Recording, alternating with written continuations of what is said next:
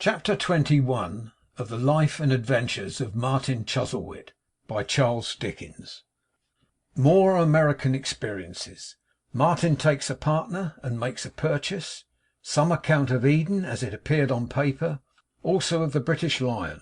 Also of the kind of sympathy professed and entertained by the Watertoast Association of United Sympathizers. The knocking at Mr Pecksniff's door, though loud enough, bore no resemblance whatever to the noise of an American railway train at full speed. It may be well to begin the present chapter with this frank admission, lest the reader should imagine that the sounds now deafening this history's ears have any connection with the knocker on Mr Pecksniff's door, or with the great amount of agitation, pretty equally divided between that worthy man and Mr Pinch, of which its strong performance was the cause.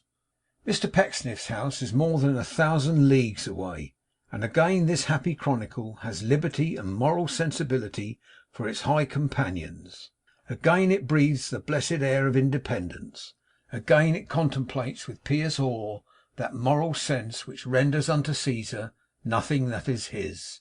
Again it inhales the sacred atmosphere which was the life of him, O noble patriot with many followers, who dreamed of freedom in a slave's embrace, and waking sold her offspring and his own public markets. How the wheels clank and rattle, and the tramroad shakes as the train rushes on! And now the engine yells as if it were lashed and tortured like a living labourer, and writhed in agony. A poor fancy, for steel and iron are of infinitely greater account in this commonwealth than flesh and blood. If the cunning work of man be urged beyond its power of endurance, it has within it the elements of its own revenge; whereas the wretched mechanism of the divine hand is dangerous with no such property, but may be tampered with and crushed and broken at the driver's pleasure. Look at that engine! It shall cost a man more dollars in the way of penalty and fine and satisfaction of the outraged law, to deface it in wantonness, that senseless mass of metal, than to take the lives of 20 human creatures. Thus the stars wink upon the bloody stripes, and liberty pulls down her cap upon her eyes, and owns oppression in its vilest aspect for her sister. The engine driver of the train, whose noise awoke us to the present chapter, was certainly troubled with no such reflections as these, nor is it very probable that his mind was disturbed by any reflections at all.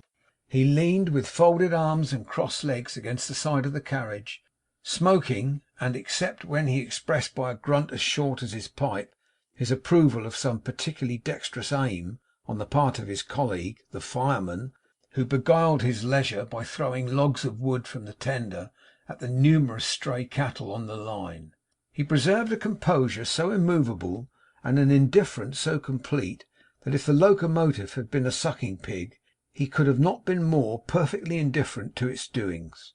Notwithstanding the tranquil state of this officer, and his unbroken peace of mind, the train was proceeding with a tolerable rapidity, and the rails being but poorly laid, the jolts and bumps it met with in its progress were neither slight nor few. There were 3 great caravans or cars attached: the ladies' car, the gentlemen's car, and the car for negroes, the latter painted black, as an appropriate compliment to its company. Martin and Mark Tapley were in the first, as it was the most comfortable, and being far from full, received other gentlemen who, like them, were unblessed by the society of ladies of their own. They were seated side by side, and were engaged in earnest conversation. 'And so, Mark,' said Martin, looking at him with an anxious expression, 'and so you are glad we have left New York far behind us, are you?' 'Yes, sir,' said Mark, 'I am precious glad.' 'Were you not jolly there?' asked Martin. 'On the contrary, sir,' returned Mark, 'the jolliest week as I ever spent in my life was that there week at Pawkins's.' 'What do you think of our prospects?' inquired Martin, with an air that plainly said he had avoided the question for some time. 'Uncommon bright, sir,' returned Mark. 'Impossible for a place to have a better name, sir, than the Walley of Eden. No man couldn't think of settling in a better place than in the Walley of Eden. And I'm told,' added Mark, after a pause, 'there's a lot of serpents there, so we shall come out quite complete and regular.' So far from dwelling upon this agreeable piece of information with the least dismay, Mark's face grew radiant as he called it to mind; so very radiant that a stranger might have supposed he had all his life been yearning for the society of serpents, and now hailed with delight the approaching consummation of his fondest wishes. 'Who told you that?' asked Martin sternly. 'A military officer,' said Mark. 'Confound you for a ridiculous fellow!' cried Martin, laughing heartily in spite of himself.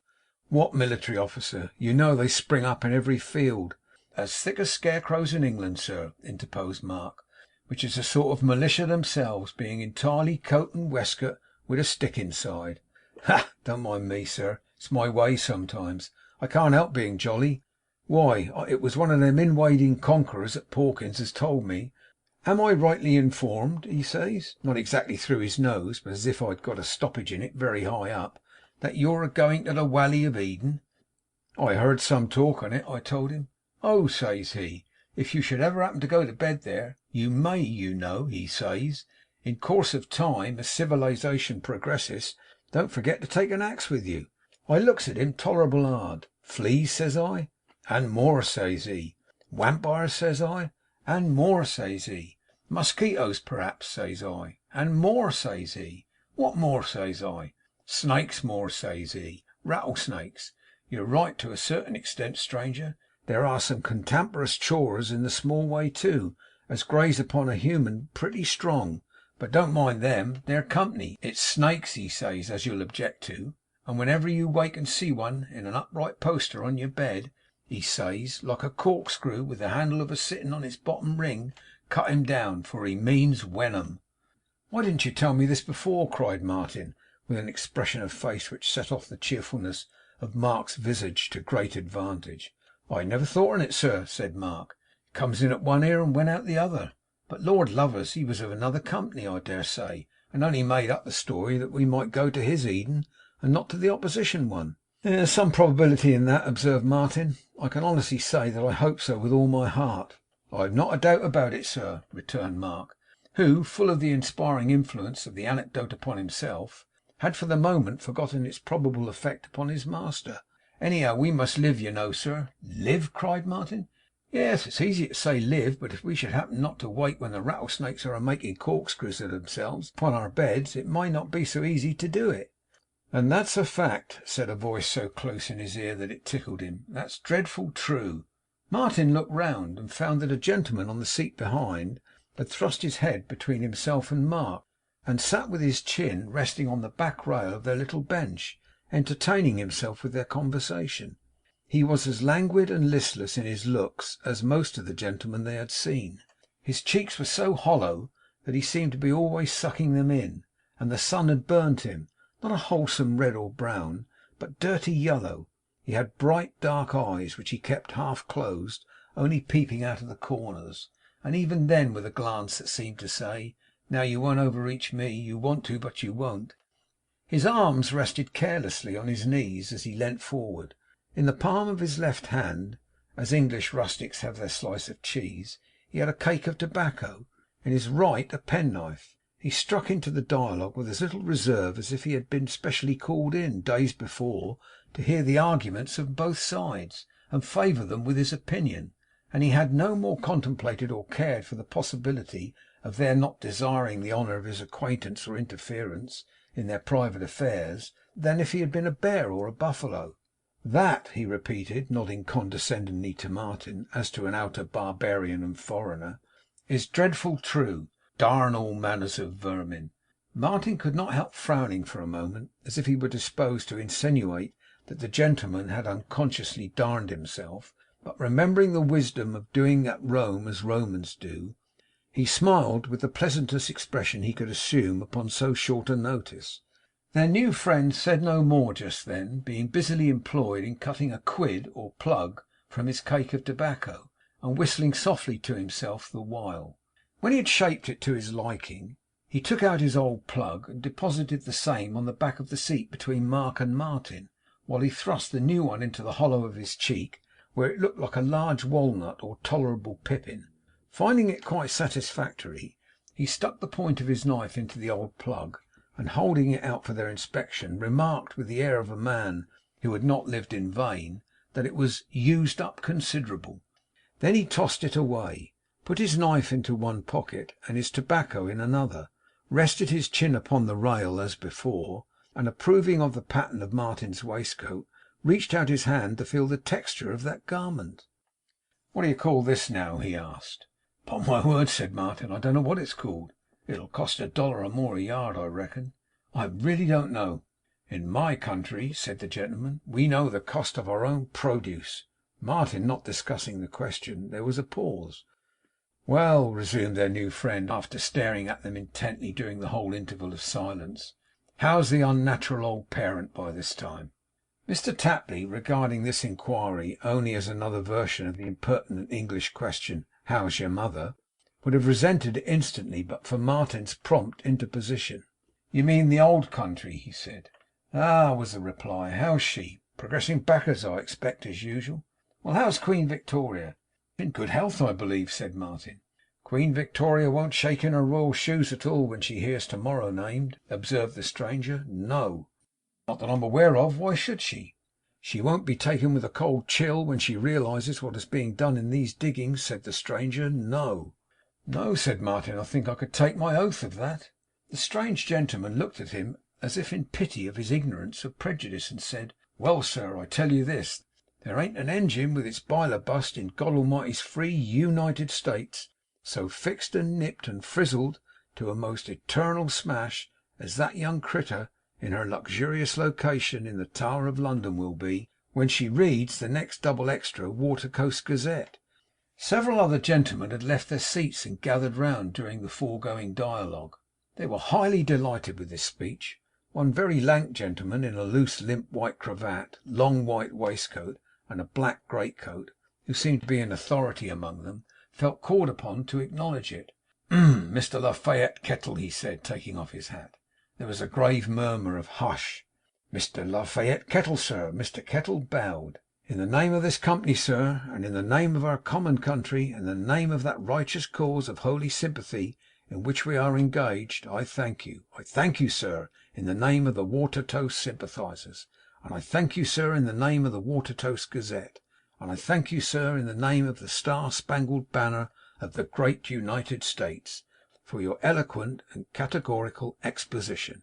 And if, sir,' said the speaker, poking Martin with the handle of his umbrella to bespeak his attention, for he was listening to a whisper from Mark, 'if, sir, in such a place and at such a time, I might venture to conclude with a sentiment, glancing, however slantindicularly, at the subject in hand, I would say, sir, may the British lion have his talons eradicated by the noble bill of the American eagle, and be taught to play upon the Irish harp and the Scottish fiddle that music which is breathed in every empty shell that lies upon the shores of green Columbia.'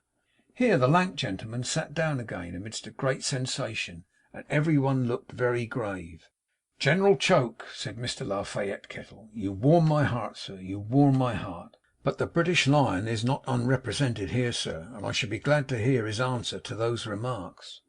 'Upon my word,' said Martin, laughing, 'since you do me the honour to consider me his representative, I have only to say that I never heard of Queen Victoria reading the What's its name Gazette, and that I should scarcely think it probable.' General Choke smiled upon the rest, and said in patient and benignant explanation, 'It is sent to her, sir. It is sent to her, her mail.'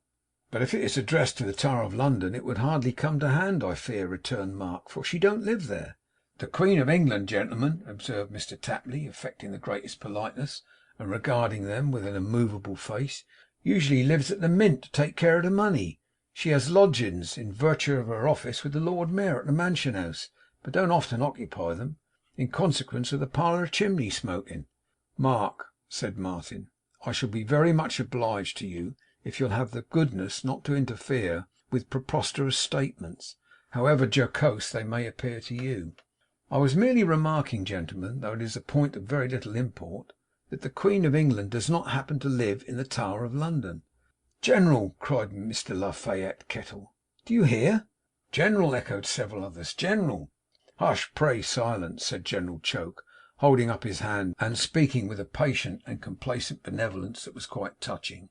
'I have always remarked it as a very extraordinary circumstance, which I impute the nature of British institutions, and their tendency to suppress that popular inquiry and information which are so widely diffused even in the trackless forests of this vast continent of the Western Ocean, that the knowledge of Britishers themselves on such points is not to be compared with that possessed by our intelligent and locomotive citizens. This is interesting, and confirms my observation when you say, sir,' he continued, addressing Martin, 'that your Queen does not reside in the Tower of London. You fall into an error, not uncommon to your countrymen, even when their abilities and moral elements are such as to command respect. But you, sir, are wrong. She does live there.' 'When she is at the Court of St. James,' interposed Kettle. 'When she's at the Court of St. James, of course,' returned the General, in the same benignant way. 'For if her location was in Windsor Pavilion, it couldn't be in London at the same time. Your Tower of London, sir,' pursued the General, smiling with a mild consciousness of his knowledge, 'is naturally your royal residence, being located in the immediate neighbourhood of your parks, your drives, sir, your triumphant arches, your opera, and your royal almacks. It does naturally suggest itself as the place for holding a luxurious and thoughtless court, and consequently,' said the General, 'consequently the court is held there.' 'Have you ever been in England?' asked Martin. 'In print I have, sir,' said the General, 'not otherwise. We are a reading people here, sir. You will meet with much information among us that will surprise you, sir.' 'I have not the least doubt of it,' returned Martin. But here he was interrupted by Mr Lafayette Kettle, who whispered in his ear, 'You know General Choke?' 'No,' returned Martin in the same tone. 'You know what he is considered?' 'One of the most remarkable men in the country,' said Martin, at a venture. 'That's a fact,' rejoined Kettle. 'I was sure you must have heard of him. I think,' said Martin, addressing himself to the General again, 'that I have the pleasure of being the bearer of a letter of introduction to you, sir, for Mr Bevan of Massachusetts,' he added, giving it to him. The General took it and read it attentively, now and then stopping to glance at the two strangers. When he had finished the note, he came over to Martin and sat down by him and shook hands. 'Well,' he said, 'and you think of settling in Eden?' 'Subject to your opinion and the agent's advice,' replied Martin. 'I am told there's nothing to be done in the old towns.' 'I can introduce you to the agent, sir,' said the General. 'I know him. In fact, I am a member of the Eden Land Corporation myself.' This was serious news to Martin, for his friend had laid great stress upon the General's having no connection, as he thought, with any land company, and therefore being likely to give him disinterested advice. The General explained that he had joined the corporation only a few weeks ago, and that no communication had passed between himself and Mr Bevan since. 'We have very little to venture,' said Martin anxiously. 'Only a few pounds, but it is our all. Now, do you think that for one of my profession this would be a speculation with any hope or chance in it?' 'Well,' observed the General gravely, 'if there wasn't any hope or chance in the speculation, it wouldn't have engaged my dollars, I opinionate.' 'I don't mean for the sellers,' said Martin. 'For the buyers, for the buyers.' 'For the buyers, sir,' observed the General in a most impressive manner. 'Well, you come from an old country. From a country, sir, that has piled up golden calves as high as Babel, and worshipped them for ages. We are a new country, sir. Man is in a more primeval state here, sir. We have not the excuse of having lapsed in the slow course of time into degenerate practices. We have no false gods. Man, sir, here is man in all his dignity. We fought for that or nothing. Here am I, sir,' said the General, setting up his umbrella to represent himself, and a villainous looking umbrella it was, a very bad counter to stand for the sterling coin of his benevolence. 'Here am I with grey hairs, sir, and a moral sense. Would I, with my principles, invest capital in this speculation, if I didn't think it full of hopes and chances for my brother man?' Martin tried to look convinced, but he thought of New York and found it difficult. 'What are the great United States for, sir,' pursued the General, 'if not for the regeneration of man? But it is natural in you to make such an enquiry, for you come from England, and you do not know my country.' 'Then you think,' said Martin, 'that allowing for the hardships we are prepared to undergo, there is a reasonable (Heaven knows we don't expect much) a reasonable opening in this place?' 'A reasonable opening in Eden, sir. But see the agent, see the agent, see the maps and plans, sir, and conclude to go or stay, according to the nature of the settlement.' 'Eden hadn't needed to go a begging yet, sir,' remarked the General. 'It's an awful lovely place, surely. 'And frightful wholesome likewise,' said Mr Kettle, who had made himself a party to this conversation as a matter of course. Martin felt that to dispute such testimony, for no better reason than because he had his secret misgivings on the subject, would be ungentlemanly and indecent. So he thanked the General for his promise to put him in personal communication with the agent, and concluded to see that officer next morning.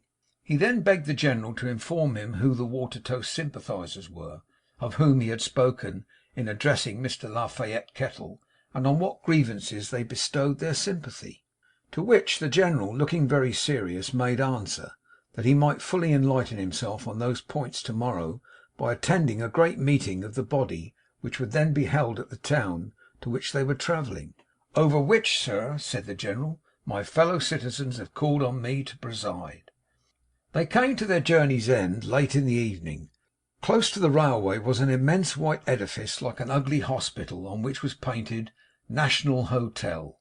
There was a wooden gallery or verandah in front, in which it was rather startling, when the train stopped, to behold a great many pairs of boots and shoes, and the smoke of a great many cigars, but no other evidences of human habitation. By slow degrees, however, some heads and shoulders appeared, and connecting themselves with the boots and shoes, led to the discovery that certain gentlemen boarders, who had a fancy for putting their heels where the gentlemen boarders in other countries usually put their heads, were enjoying themselves after their own manner in the cool of the evening. There was a great bar room in this hotel, and a great public room in which the general table was being set out for supper. There were interminable whitewashed staircases, long whitewashed galleries upstairs and downstairs, scores of little whitewashed bedrooms, and a four-sided verandah to every story in the house, which formed a large brick square with an uncomfortable courtyard in the centre, where some clothes were drying. Here and there some yawning gentlemen lounged up and down with their hands in their pockets, but within the house and without, wherever half a dozen people were collected together, there, in their looks, dress, morals, manners, habits, intellect, and conversation, were Mr Jefferson Brick, Colonel Diver, Major Pawkins, General Choke, and Mr Lafayette Kettle, over and over and over again. They did the same things, said the same things, judged all subjects by, and reduced all subjects to, the same standard. Observing how they lived, and how they were always happy in the enchanting company of each other, Martin even began to comprehend their being the social, cheerful, winning, airy men they were. At the sounding of a dismal gong, this pleasant company went trooping down from all parts of the house to the public room, while from the neighbouring stores other guests came flocking in shoals, for half the town, married folks as well as single, resided at the National Hotel. Tea, coffee, dried meats, tongue, ham, pickles, cake, toast, preserves, and bread and butter were swallowed with the usual ravaging speed, and then, as before, the company dropped off by degrees, and lounged away to the desk, the counter, or the bar room. The ladies had a smaller ordinary of their own, to which their husbands and brothers were admitted if they chose, and in all other respects they enjoyed themselves as at Pawkins. 'Now, Mark, my good fellow,' said Martin, closing the door of his little chamber, 'we must hold a solemn council, for our fate is decided to-morrow morning. You are determined to invest these savings of yours in the common stock, are you?' 'If I hadn't been determined to make that venture, sir,' answered Mr Tapley, 'I shouldn't have come.' 'How much is there here, did you say?' asked Martin, holding up a little bag. £37 10 and sixpence. The Savings Bank said so at least. I never counted it, but they know, bless you,' said Mark, with a shake of the head expressive of his unbounded confidence in the wisdom and arithmetic of those institutions. 'The money we brought with us,' said Martin, 'is reduced to a few shillings less than £8. Mr Tapley smiled, and looked all manner of ways that he might not be supposed to attach any importance to this fact. 'Upon the ring, her ring, Mark,' said Martin, looking ruefully at his empty finger. 'Ah!' sighed Mr Tapley. 'Beg your pardon, sir. We raised in English money £14. So even with that, your share of the stock is still very much the larger of the two, you see. Now, Mark,' said Martin, in his old way, just as he might have spoken to Tom Pinch, 'I have thought of a means of making this up to you. more than making it up to you, I hope, and very materially elevating your prospects in life.' 'Oh, don't talk of that, you know, sir,' returned Mark. 'I don't want no elevating, sir. I'm all right enough, sir, I am.' 'No, but hear me,' said Martin, 'because this is very important to you, and a great satisfaction to me. Mark, you shall be a partner in the business, an equal partner with myself. I will put in, as my additional capital, my professional knowledge and ability, and half the annual profits, as long as it is carried on, shall be yours.' Poor Martin!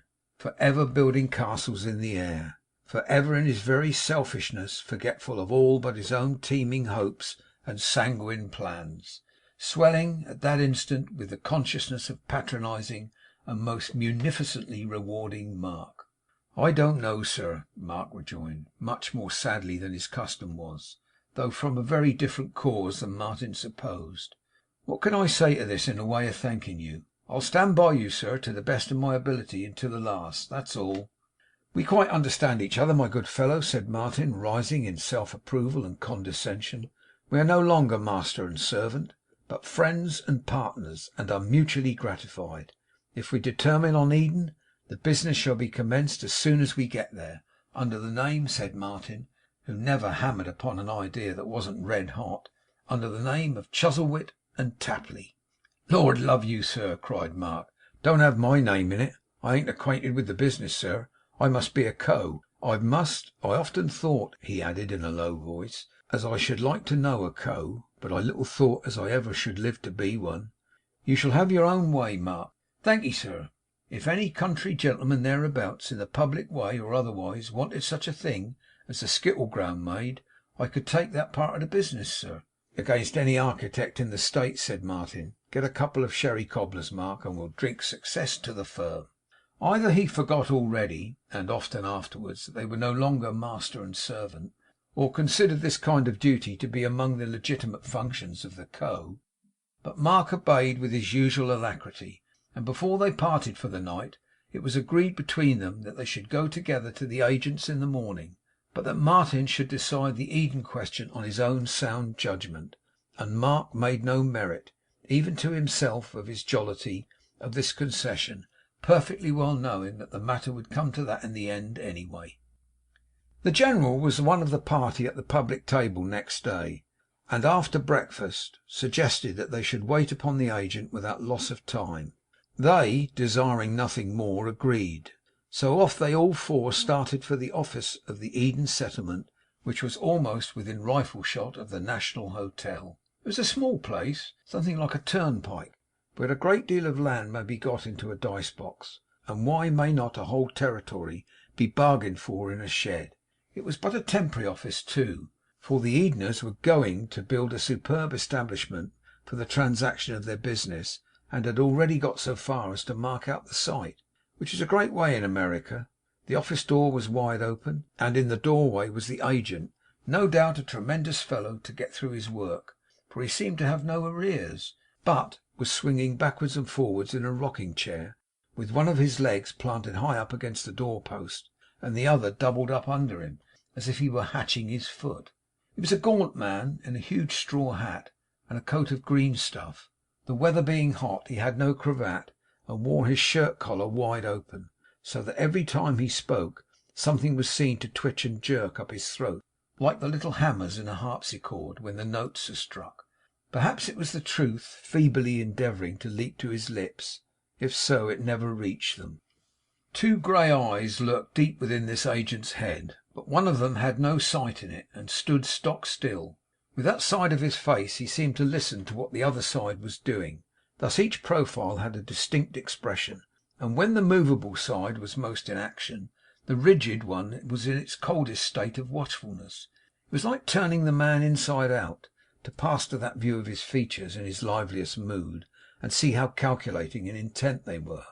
Each long black hair upon his head hung down as straight as any plummet line, but rumpled tufts were on the arches of his eyes, as if the crow, whose foot was deeply printed in the corners, had pecked and torn them in a savage recognition of his kindred nature as a bird of prey. Such was the man whom they now approached, and whom the General saluted by the name of Scadder. 'Well, General,' he returned, 'and how are you? Active and spry, sir, in my country's service and the sympathetic cause. 2 gentlemen on business, Mr Scadder.' He shook hands with each of them. Nothing is done in America without shaking hands. Then went on rocking. 'I think I know what business you have brought these strangers here upon, then, General?' 'Well, sir, I expect you may.'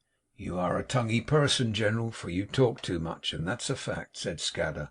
'You speak alarming well in public, but you didn't ought to go ahead so fast in private now.' 'If I can realise your meaning, ride me on a rail,' returned the General, after pausing for consideration. 'You know we didn't wish to sell the lots off right away to any loafer as might bid,' said Scadder, 'but had concluded to reserve them for aristocrats of nature. Yes?' 'And they are here, sir!' cried the General with warmth. 'They are here, sir!' 'If they're here,' returned the agent, in reproachful accents, 'that's enough. But you didn't ought to have your danderous with me, General.' The General whispered that Scadder was the honestest fellow in the world, and he wouldn't have given him offence designedly for $10,000. 'I do my duty, and I raise the dander of my fellow critters as I wish to serve,' said Scadder in a low voice, looking down the road and rocking still. 'They rile up rough along of my objecting to their selling Eden off too cheap. That's human nature. Well, Mr Scadder,' said the General, assuming his oratorical deportment, 'sir, here is my hand, and here my heart. I esteem you, sir, and ask your pardon. These gentlemen are friends of mine, or I would not have brought 'em here, sir, being well aware, sir, that the lots at present go entirely too cheap. But these are friends, sir. These are particular friends.' Mr Scadder was so satisfied by this explanation that he shook the General warmly by the hand, and got out of the rocking chair to do it. He then invited the General's particular friends to accompany him into the office. As to the General, he observed with his usual benevolence that, being one of the company, he wouldn't interfere in the transaction on any account. So he appropriated the rocking chair to himself, and looked at the prospect like a good Samaritan waiting for a traveller. 'Heyday!' cried Martin, as his eye rested on the great plan which occupied one whole side of the office. Indeed, the office had little else in it but some geological and botanical specimens, 1 or 2 rusty ledgers, a homely desk and stool. 'Heyday! What's that?' 'That's Eden,' said Scadder, picking his teeth with a sort of young bayonet that flew out of his knife when he touched a spring. 'Why, I had no idea it was a city.' 'Hadn't you? Oh, it's a city. A flourishing city too. An architectural city. There were banks, churches, cathedrals, marketplaces, factories, hotels, stores, mansions, wharves, an exchange, a theatre, public buildings of all kinds, down to the office of the Eden Stinger, a daily journal, all faithfully depicted in the view before them.' 'Dear me, it really is a most important place,' cried Martin, turning round. 'Oh, it's very important,' observed the agent. 'But I'm afraid,' said Martin, glancing again at the public buildings, 'that there's nothing left for me to do.' 'Well, it ain't all built,' replied the agent. 'Not quite.' This was a great relief. 'The marketplace now,' said Martin, 'is that built?' 'That?' said the agent, sticking his toothpick into the weathercock on top. 'Let me see. No, that ain't built.' 'Rather a good job to begin with, eh, Mark?' whispered Martin, nudging him with his elbow. Mark, who with a very stolid countenance had been eyeing the plan and the agent by turns, merely rejoined, 'Uncommon.' A dead silence ensued. Mr Scadder, in some short recesses or vacations of his toothpick, whistled a few bars of Yankee Doodle, and blew the dust off the roof of the theatre. 'I suppose,' said Martin, feigning to look more narrowly at the plan, but showing by his tremulous voice how much depended in his mind upon the answer, 'I suppose there are several architects there?' 'There ain't a single one,' said Scadder. 'Mark,' whispered Martin, pulling him by the sleeve, 'do you hear that? But whose work is all this before us, then?' he asked aloud. 'The soil being very fruitful, public buildings grow spontaneous, perhaps,' said Mark. He was on the agent's dark side as he said it, but Scadder instantly changed his place and brought his active eye to bear upon him. 'Feel of my hands, young man,' he said. 'What for?' asked Mark, declining. 'Are they dirty, or are they clean, sir?' said Scadder, holding them out. In a physical point of view they were decidedly dirty, but it being obvious that Mr Scadder offered them for examination, in a figurative sense, as emblems of his moral character, Martin hastened to pronounce them as pure as the driven snow. 'I entreat, Mark,' he said with some irritation, 'that you will not obtrude remarks of that nature, which, however harmless and well intentioned, are quite out of place, and cannot be expected to be very agreeable to strangers. I'm quite surprised.' 'The Co's a putting his foot in it already,' thought Mark. 'He must be a sleeping partner. Fast asleep and snoring, Co. Must I see?' Mr Scadder said nothing, but he set his back against the plan, and thrust his toothpick into the desk some 20 times, looking at Mark all the while as if he were stabbing him in effigy. 'You haven't said whose work it is,' Martin ventured to observe at length, in a tone of mild propitiation. 'Well, never mind whose work it is, or isn't,' said the agent sulkily. 'No matter how it did eventuate. Perhaps he cleared off, handsome, with a heap of dollars. Perhaps he wasn't worth a cent. Perhaps he was a loafing rowdy. Perhaps a ring-tailed roarer. Now, all your doing, Mark,' said Martin. 'Perhaps,' pursued the agent, 'them ain't plans of Eden's raising. No, perhaps that desk and stool ain't made from Eden lumber. No, perhaps no end of squatters ain't gone out there. No, perhaps there ain't no such location in the territory of the great United States. Oh, no.' 'I hope you're satisfied with the success of your joke, Mark,' said Martin. But here, at a most opportune and happy time, the General interposed, and called out to Scadder from the doorway to give his friends the particulars of that little lot of 50 acres with the house upon it, which, having belonged to the company formerly, had lately lapsed again into their hands.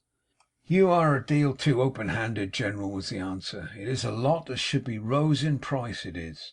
He grumblingly opened his books notwithstanding, and always keeping his bright side towards Mark, no matter at what amount of inconvenience to himself, displayed a certain leaf for their perusal. Martin read it greedily, and then inquired, 'Now where upon the plan may this place be?' 'Upon the plan?' said Scadder. 'Yes.' He turned towards it, and reflected for a short time, as if, having been put upon his mettle, he was resolved to be particular to the very minutest hair's breadth of a shade. At length, after wheeling his toothpick slowly round and round in the air, as if it were a carrier pigeon just thrown up, he suddenly made a dart at the drawing, and pierced it at the very centre of the main wharf, through and through. 'There!' he said, leaving his knife quivering in the wall. 'That's where it is.' Martin glanced with sparkling eyes upon his Co., and his Co. saw that the thing was done. The bargain was not concluded as easily as might have been expected, though, for Scadder was caustic and ill humoured, and cast much unnecessary opposition in the way; at one time requesting them to think of it and call again in a week or a fortnight; at another predicting that they wouldn't like it; at another offering to retract and let them off, and muttering strong imprecations upon the folly of the General. But the whole of the astoundingly small sum total of purchase money (it was only $150, or something more than £30 of the capital brought by Co. into the architectural concern) was ultimately paid down, and Martin's head was 2 inches nearer the roof of the little wooden office, with the consciousness of being a landed proprietor in a thriving city of Eden. 'If it shouldn't happen to fit,' said Scadder, as he gave Martin the necessary credentials on receipt of his money, 'don't blame me.' 'No, no,' he replied merrily. 'We'll not blame you, General. Are you going?' 'I am at your service, sir, and I wish you,' said the General, giving him his hand with grave cordiality, 'joy of your possession. You are now, sir, a denizen of the most powerful and highly civilized dominion that has ever graced the world. A dominion, sir, where a man is bound to man in one vast bond of equal love and truth. May you, sir, be worthy of your adopted country.' Martin thanked him, and took leave of Mr Scadder, who had resumed his post in the rocking chair immediately on the General's rising from it, and was once more swinging away as if he had never been disturbed. Mark looked back several times as they went down the road towards the National Hotel, but now his blighted profile was towards them, and nothing but attentive thoughtfulness was written on it. Strangely different to the other side, he was not a man much given to laughing, and never laughed outright; but every line in the point of the crow's foot, and every little wiry vein in that division of his head, was wrinkled up into a grin. The compound figure of Death and the lady at the top of the old ballad was not divided with a greater nicety, and hadn't halves more monstrously unlike each other than the two profiles of Zephaniah Scadder. The General posted along at a great rate, for the clock was on the stroke of 12, and at that hour precisely the great meeting of the Watertoast sympathisers was to be holden in the public room of the National Hotel. Being very curious to witness the demonstration, and know what it was all about, Martin kept close to the General, and keeping closer than ever when they entered the hall, he got by that means upon a little platform of tables at the upper end, where an armchair was set for the General, and Mr Lafayette Kettle, as secretary, was making a great display of some foolscap documents, screamers no doubt. 'Well, sir,' he said, as he shook hands with Martin, 'here is a spectacle, calculated to make the British lion put his tail between his legs and howl with anguish, I expect.' Martin certainly thought it possible that the British lion might have been rather out of his element in that ark, but he kept the idea to himself.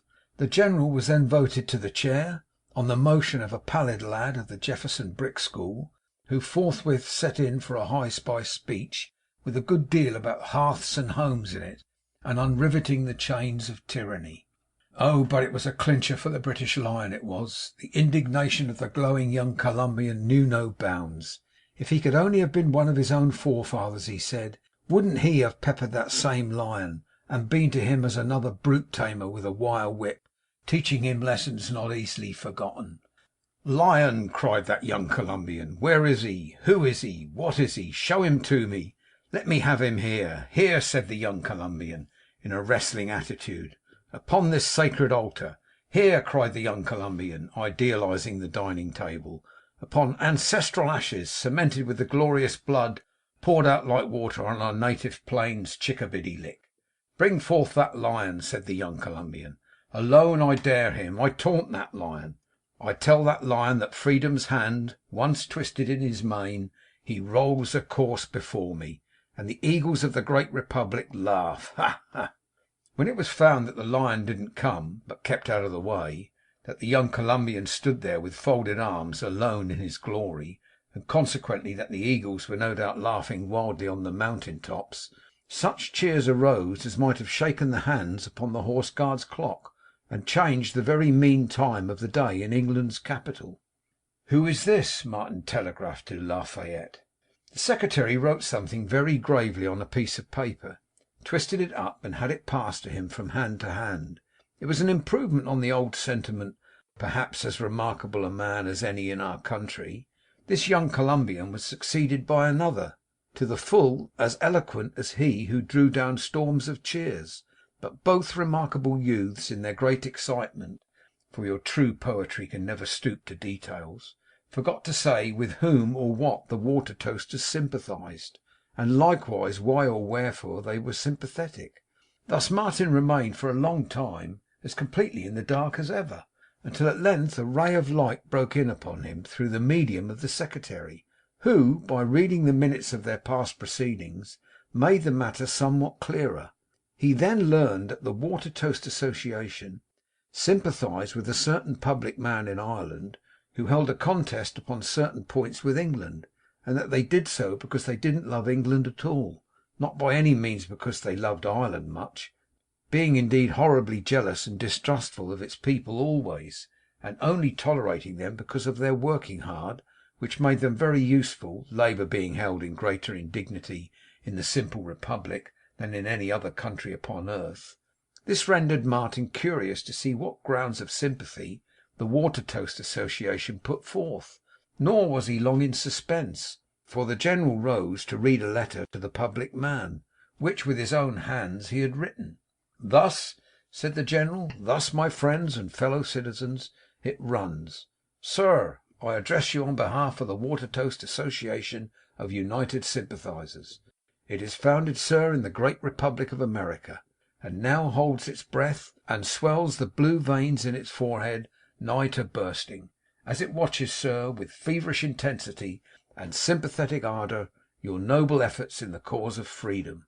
At the name of freedom, and at every repetition of that name, all the sympathisers roared aloud, cheering with 9 times 9 and 9 times over. 'In freedom's name, sir, holy freedom, I address you. In freedom's name, I send herewith contribution to the funds of your society. In freedom's name, sir, I advert with indignation and disgust of that accursed animal with gore-stained whiskers, whose rampant cruelty and fiery lust have ever been a scourge, a torment to the world. The naked visitors to Crusoe's island, sir, the flying wives of Peter Wilkins, the fruit-smeared children of the tangled bush, nay, even the men of large stature, anciently bred in the mining districts of Cornwall, alike bear witness to its savage nature. Where, sir, are the cormorants, the blunderbores, the great fee-fo-fums named in history? All exterminated by its destroying hand. I allude, sir, to the British lion. Devoted mind and body, heart and soul, to freedom, sir, to freedom. Blessed solace to the snail upon the cellar door, the oyster in his pearly bed, the still mite in his home of cheese, the very winkle of your country in his shelly lair. In her unsullied name we offer you our sympathy. O sir, in this our cherished and happy land, her fires burn bright and clear and smokeless. Once lighted up in yours, the lion shall be roasted whole. I am, sir, in freedom's name, your affectionate friend and faithful sympathizer, Cyrus Choke, General, U.S.M. It happened that just as the General began to read this letter, the railroad train arrived, bringing a new mail from England, and a packet had been handed into the secretary, which during its perusal and the frequent cheerings in homage to freedom he had opened. Now its contents disturbed him very much, and the moment the General sat down, he hurried to his side and placed in his hand a letter and several printed extracts from English newspapers, to which, in a state of infinite excitement, he called his immediate attention. The General, being greatly heated by his own composition, was in a fit state to receive any inflammable influence, but he had no sooner possessed himself of the contents of these documents than a change came over his face, involving such a huge amount of choler and passion, that the noisy concourse were silent in a moment, in very wonder at the sight of him. 'My friends,' cried the General, rising, 'my friends and fellow citizens, we have been mistaken in this man.' 'In what man?' was the cry. 'In this,' panted the General, holding up the letter he had read aloud a few minutes before. 'I find that he has been, and is the advocate, consistent in it always too, of nigger emancipation. If anything beneath the sky be real, those sons of freedom would have pistolled, stabbed, in some way slain that man by coward hands and murderous violence, if he had stood among them at that time. The most confiding of their own countrymen would not have wagered then, no, nor would they ever peril one dunghill straw upon the life of any man in such a strait. They tore the letter, cast the fragments in the air, trod down the pieces as they fell, and yelled and groaned and hissed till they could cry no longer. 'I shall move,' said the General, when he could make himself heard, 'that the Watertoast Association of United Sympathizers be immediately dissolved. Down with it! Away with it! Don't hear of it! Burn its records! Pull the room down! Blot it out of human memory!' 'But my fellow countrymen,' said the General, 'the contributions! We have funds. What is to be done with the funds?' It was hastily resolved that a piece of plate should be presented to a certain constitutional judge, who had laid down from the bench the noble principle that it was lawful for any white mob to murder any black man, and that another piece of plate of similar value should be presented to a certain patriot, who had declared from his high place in the legislature that he and his friends would hang without trial any abolitionist who might pay them a visit. For the surplus, it was agreed that it should be devoted to the aiding the enforcement of those free and equal laws which render it incalculably more criminal and dangerous to teach a negro to read and write than to roast him alive in a public city. These points adjusted, the meeting broke up in great disorder, and there was an end of the Watertoast sympathy. As Martin ascended to his bedroom, his eye was attracted by the Republican banner, which had been hoisted from the housetop in honour of the occasion, and was fluttering before a window which he passed. 'Tut!' said Martin, 'you're a gay flag in the distance, but let a man be near enough to get the light upon the other side and see through you, and you are but a sorry fustian.' Chapter 21